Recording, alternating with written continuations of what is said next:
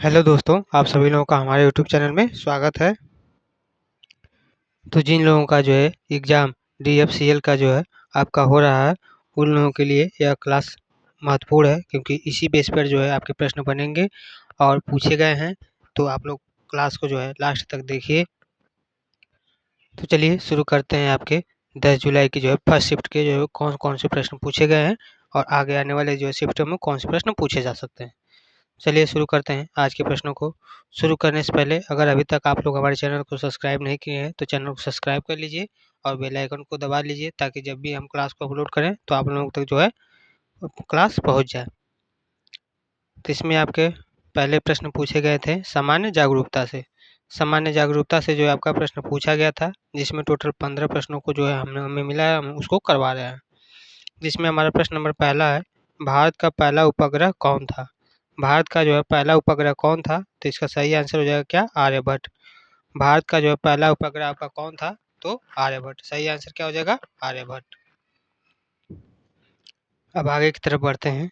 अगला प्रश्न आपका है प्रश्न नंबर 2। प्रश्न नंबर 2 क्या है कि भारतीय भारतीय संविधान में संविधान की प्रस्तावना किस भाग में निहित है? प्रश्न नंबर 2 है आपका कि संविधान में जो है संविधान की जो प्रस्तावना है वह किस भाग में निहित है? तो इसका सही आंसर हो जाएगा प्रारंभिक भाग। यानी कि भाग 1 में जो है आपका भारत की जो संविधान की जो प्रस्तावना है वह निहित है। आंसर क्या हो जाएगा? प्रारंभिक भाग। प्रस्तावना जो हमारा है यह संविधान की जो है भूमिका है जो कि उद्देश्यों को जो है दर्शाती है। तो इसका सही आंसर आपका हो जाएगा प्रारंभिक भाग, जो कि प्रस्तावना संविधान की भूमिका है जो कि उद्देश्यों को जो है दर्शाती है। प्रश्न नंबर 3। प्रश्न नंबर 3 है आरबीआई की स्थापना कब हुई थी? आरबीआई की जो है आपकी स्थापना कब किया गया है? तो इसका आंसर हो जाएगा सन 1935 में।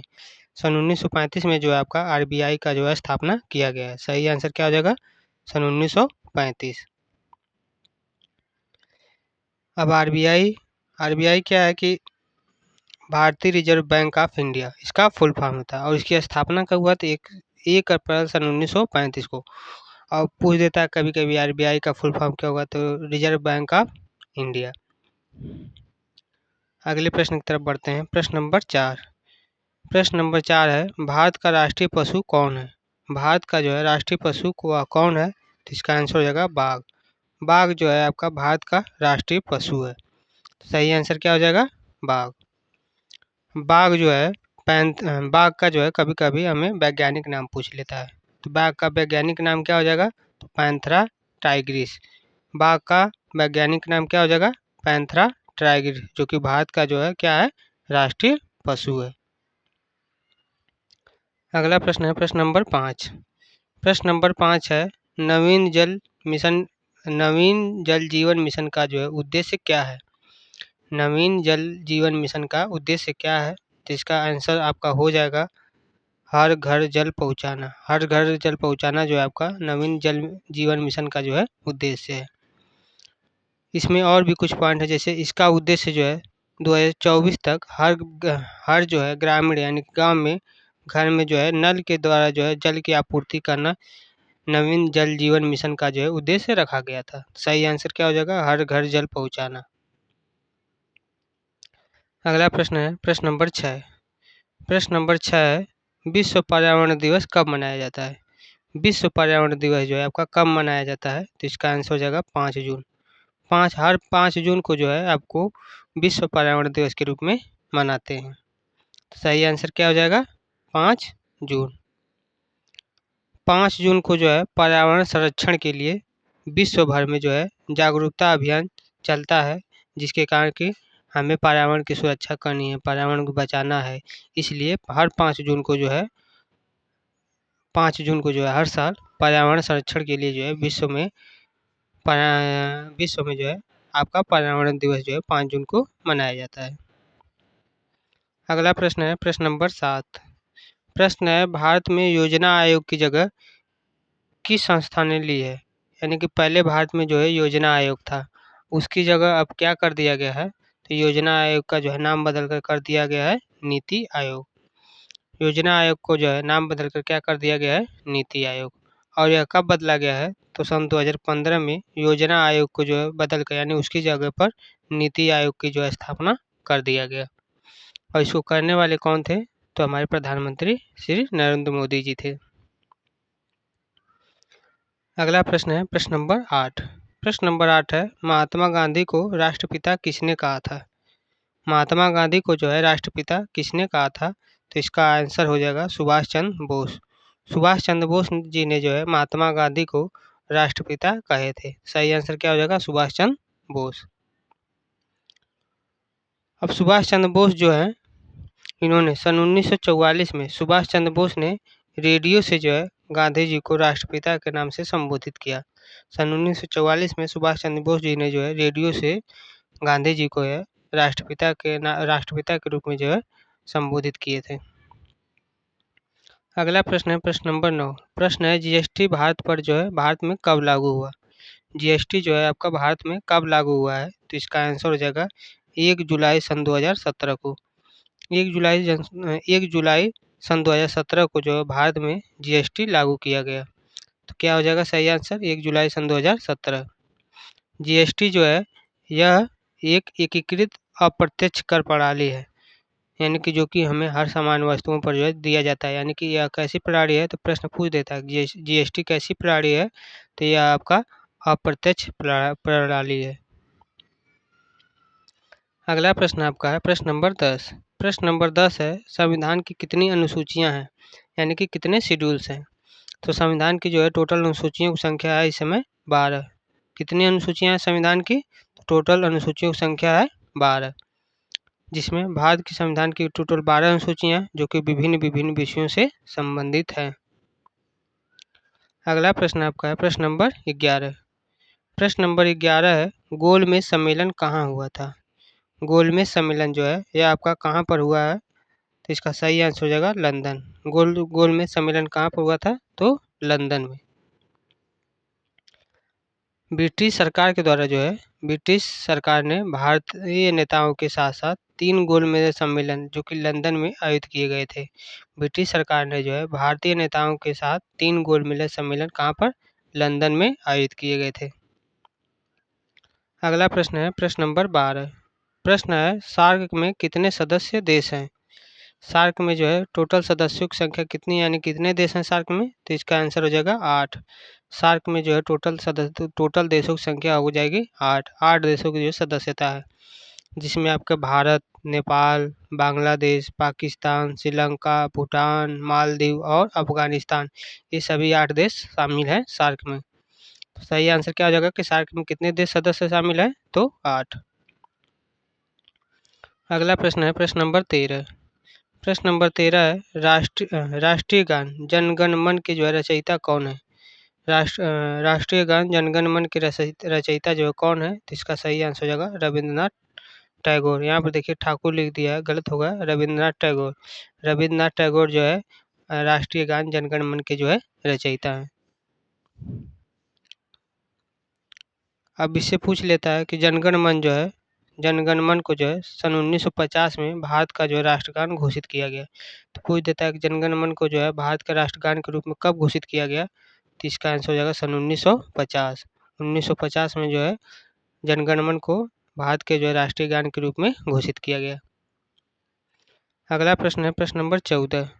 प्रश्न नंबर 14 है, किस अधिनियम के तहत भारत में ब्रिटिश राज्य की जो है शुरुआत हुई। किस अधिनियम के तहत भारत में ब्रिटिश राज्य की जो है शुरुआत हुई, तो इसका सही आंसर हो जाएगा सन 1858 का अधिनियम।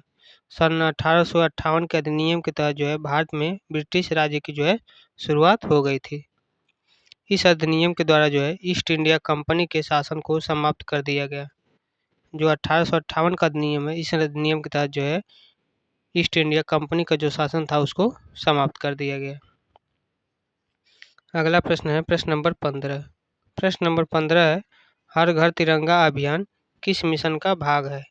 हर घर तिरंगा अभियान जो है यह किस मिशन का भाग है, तो इसका आंसर हो जाएगा आज़ादी का अमृत महोत्सव। आज़ादी का अमृत महोत्सव के तहत जो है हर घर तिरंगा अभियान शुरू किया गया है। सही आंसर क्या हो जाएगा, आज़ादी का अमृत महोत्सव। यह जो है भारत की जो है स्वतंत्रता के 75वें वर्ष पूरे होने पर यह अभियान जो है शुरू किया गया है। आपका जो शुरू किया गया कब, तो 75वें वर्ष पर। अब हम देखेंगे सामान्य ज्ञान से संबंधित प्रश्न। सामान्य ज्ञान से संबंधित प्रश्नों को देखेंगे, जिसमें हमने टोटल 15 प्रश्न आपके पूछे गए हैं, तो सभी को कवर करते हैं। जिसमें आपका पहला प्रश्न है, जल का रासायनिक सूत्र क्या है? तो जल का रासायनिक सूत्र क्या होता है? तो इसका आंसर हो जाएगा H2O। जल का रासायनिक सूत्र होता है आपका H2O। अब इसमें पूछ लेता है कि जल में जो है कितने हाइड्रोजन और ऑक्सीजन के जो है मिले होते हैं। तो जल में आपके 2 हाइड्रोजन यानी कि H2 और 1 ऑक्सीजन यानी कि O मिलकर जो है आपका बनता है H2O यानी कि जल। अगला प्रश्न है प्रश्न नंबर 2। प्रश्न नंबर 2 है, मानव शरीर में सबसे बड़ी ग्रंथि कौन सी है? मानव शरीर में जो है सबसे बड़ी ग्रंथि है वह आपकी कौन सी है? तो इसका आंसर हो जाएगा यकृत यानी कि लीवर। मानव शरीर में सबसे बड़ी ग्रंथि आपकी होती है यकृत यानी कि लीवर होती है। यह जो है आपकी यकृत जो है शरीर की जो है सबसे बड़ी आंतरिक ग्रंथि होती है। क्या? यकृत। अगला प्रश्न है प्रश्न नंबर 3। प्रश्न नंबर 3 है, प्रकाश वर्ष जो है किसे मापने की इकाई है? यानी कि प्रकाश वर्ष से जो है हम क्या मापते हैं? तो इसका आंसर हो जाएगा दूरी। प्रकाश वर्ष से क्या मापा जाता है? तो दूरी को मापा जाता है। सही आंसर हो जाएगी दूरी। यह वह दूरी है जो कि प्रकाश 1 वर्ष में तय करता है। 1 वर्ष में जो प्रकाश तय करता है उसको जो है प्रकाश वर्ष कहा जाता है। यानी यह खगोलीय विज्ञानों के द्वारा नापा जाता है। यानी कि चंद्रमा से पृथ्वी की दूरी हो गई, जो अंतरिक्ष में दूरियां नापी जाती है उसको प्रकाश वर्ष से नापा जाता है। अगला प्रश्न आपका है प्रश्न नंबर 4। प्रश्न है कि वायु में सबसे अधिक कौन सी गैस पाई जाती है? वायु में जो है सबसे अधिक गैस कौन सी पाई जाती है? तो इसका आंसर हो जाएगा नाइट्रोजन। नाइट्रोजन जो है आपका वायु में सबसे अधिक मात्रा में पाया जाता है। तो सही आंसर क्या हो जाएगा? नाइट्रोजन। वायुमंडल में जो है नाइट्रोजन की मात्रा कितने परसेंट होता है इसमें? तो 78% है। तो प्रश्न पूछ देता है कि वायुमंडल में नाइट्रोजन की जो परसेंटेज मात्रा कितनी है? तो 78% है। प्रश्न नंबर 5 हमारा है, डीएनए की संरचना की खोज किसने की थी? डीएनए की जो है संरचना की खोज किसने की थी? तो इसका आपका आंसर हो जाएगा वाटसन और क्रिक ने। वाटसन और क्रिक ने जो है डीएनए की जो है संरचना की खोज किए थे। सही आंसर क्या हो जाएगा? वाटसन और क्रिक। इन्होंने जो है वाटसन और क्रिक ने सन 1853 में डीएनए की जो है दोहरी कुंडली संरचना बताई थी, जिस कारण से बताई थी इसलिए इन्हें कहा जाता है कि वाटसन और क्रिक ने जो है सन 1953 में डीएनए की जो है संरचना की खोज किए थे। अगला प्रश्न है प्रश्न नंबर 6। प्रश्न नंबर 6 है, हड्डियों और दांतों में कौन सा तत्व होता है? हड्डियों और दांतों में जो है आपका कौन सा तत्व होता है? तो इसका आंसर हो जाएगा कैल्शियम। हड्डियों और दांतों में कौन सा तत्व पाया जाता है? तो आपका कैल्शियम पाया जाता है। सही आंसर क्या हो जाएगा? कैल्शियम। हड्डियों को जो है मजबूत बनाने में कैल्शियम जो है बहुत ही आवश्यक होता है। तो कैल्शियम का प्रयोग किस लिए किया जाता है? यह हड्डियों को जो है मजबूत बनाता है। अगला प्रश्न है प्रश्न नंबर 7। प्रश्न है, बल्ब का आविष्कार किसने किया? बल्ब का जो आविष्कार है किसने किया है? तो इसका आंसर हो जाएगा थॉमस एडिसन। बल्ब का आविष्कार किसने किया है? तो थॉमस एल्वा एडिसन इसका सही आंसर हो जाएगा। एडिसन ने जो है व्यावसायिक रूप से प्रयोग योग्य बल्ब को जो है विकसित किया है। अगला प्रश्न है प्रश्न नंबर 8। प्रश्न नंबर 8 है, न्यूटन ने किस विषय में नियम दिए हैं? न्यूटन ने जो है किस विषय में नियम दिए हैं? तो इसका आंसर हो जाएगा गति और गुरुत्वाकर्षण। गति और गुरुत्वाकर्षण के संबंध में जो है इन्होंने न्यूटन ने जो है नियम दिए हुए हैं। न्यूटन ने जो है गति के 3 नियम दिए हैं और गुरुत्वाकर्षण के जो है सिद्धांत का भी इन्होंने नियम दिया है। न्यूटन ने जो गति के 3 नियम दिए हैं और गुरुत्वाकर्षण के भी सिद्धांत के इन्होंने नियम दिए हैं। अगला प्रश्न आपका हो जाएगा प्रश्न नंबर 9। प्रश्न नंबर 9 है, लाल रुधिर कणिकाओं का जीवन काल कितना होता है? लाल रुधिर कणिकाओं का जो जीवन काल है वह कितना होता है? तो इसका आंसर हो जाएगा 120 दिन। लाल रुधिर कणिकाओं का जो है कार्यकाल कितना होता है जीवन काल? तो 120 दिन होता है। लाल रुधिर कणिकाएं यानी कि आरबीसी की जो औसत आयु होती है वह 120 दिन होती है। अगला प्रश्न है प्रश्न नंबर 10। प्रश्न नंबर 10 है, ओजोन परत किसे अवरुद्ध करती है? ओजोन परत जो है यह आपका किसे जो है अवरुद्ध करती है? तो इसका आंसर हो जाएगा पराबैंगनी किरणों को। पराबैंगनी किरणों को जो है ओजोन परत जो है अवरुद्ध करती है। सही आंसर क्या हो जाएगा? पराबैंगनी किरणों को। ओजोन परत ओजोन किरण जो है यह आपका यूवी किरणें यानी कि त्वचा कैंसर का जो है कारण भी बन सकती है। जो आपकी पराबैंगनी किरणें हैं ओजोन से, पराबैंगनी किरणों से आपका जो है यानी कि ओजोन किरणों से आपको जो है त्वचा कैंसर से संबंधित बीमारियां हो सकती हैं। प्रश्न नंबर 11 आपका है, शुद्ध जल का पीएच मान कितना होता है? शुद्ध जल का जो पीएच मान है वह कितना होता है? तो इसका आंसर हो जाएगा 7। शुद्ध जल का पीएच मान कितना होता है? तो 7 होता है। और यह कैसा होता है? तो यह न्यूट्रल होता है। अगला प्रश्न है प्रश्न नंबर 12। प्रश्न नंबर 12 है, मनुष्य में कुल कितनी हड्डियां होती है? मनुष्य में टोटल हड्डियों की संख्या कितनी होती है? तो इसका आंसर हो जाएगा 206। मनुष्य में टोटल हड्डियों की संख्या कितनी होती है? तो 206 हड्डियां होती है। एक वयस्क शरीर में जो है 206 हड्डियां पाई जाती हैं, जबकि अगर वही नवजात शिशु है तो उसमें 300 से ज़्यादा हड्डियां पाई जाएंगी। प्रश्न नंबर 13। प्रश्न नंबर 13 है, ध्वनि तरंगे किस माध्यम में सबसे तेज चलती हैं? जो आपकी ध्वनि तरंगे है वह किस माध्यम में सबसे तेज चलती हैं? तो इसका आंसर हो जाएगा ठोस। ध्वनि तरंगे जो है आपका ठोस के माध्यम में सबसे तेजी से चलती हैं। सही आंसर क्या हो जाएगा? ठोस। ठोस में जो है अणु पास पास होते हैं जिससे कि वह गति तेज होती है। अगला प्रश्न है प्रश्न नंबर 14। प्रश्न नंबर 14 आपका है, चंद्र ग्रहण किस स्थिति में होता है? जो चंद्र ग्रहण है या आपका किस स्थिति में होता है? तो इसका आंसर हो जाएगा जब पृथ्वी सूर्य और चंद्रमा के बीच में आ जाती है तो उस समय क्या होता है? चंद्र ग्रहण हो जाता है। जब पृथ्वी आपका जो है चंद्र ग्रहण किस स्थिति में होता है? तो जब पृथ्वी सूर्य और चंद्रमा के भी जो है बीच में आ जाता है तो उस स्थिति में क्या होता है? तो उस स्थिति में आपका चंद्र ग्रहण लग जाता है। इससे जो है चंद्रमा और पृथ्वी की छाया में आ जाता है जिसके कारण आपका चंद्र ग्रहण भी लगता है। अगला प्रश्न है प्रश्न नंबर 15। प्रश्न नंबर 15 है, कौन सा विटामिन सूर्य की किरणों से प्राप्त होता है?